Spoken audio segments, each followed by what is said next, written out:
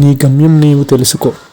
మరణించేలోగా నిన్ను నువ్వు ఒక్కసారైనా ఈ ప్రపంచానికి పరిచయం చేసుకో.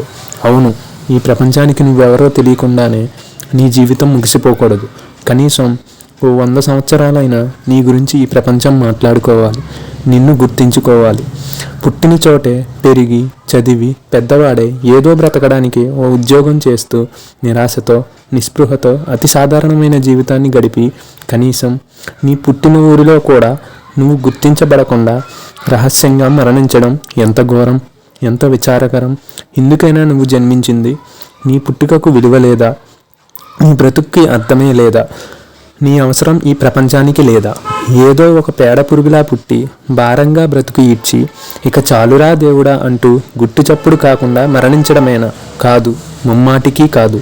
ఈ ప్రపంచపు భావి నిర్మాణంలో నీ పాత్ర తప్పక ఉండాలి. నువ్వు ఎక్కడ నిలబడినా ఆ చోటు నీ వల్ల గుర్తించబడాలి. బ్రతికే కొద్ది సమయమైనా తిరుగులేని విధంగా జీవించాలి. ఈ ప్రపంచం ఎల్లకాలం నిన్ను గుర్తించుకోవాలి. అనితర సాధ్యమైన ఓ విజయానికి నువ్వొక కొత్త మార్గం వేయాలి. ఎందరో నీవు నిర్మించిన ఈ మార్గంలో నడవాలి.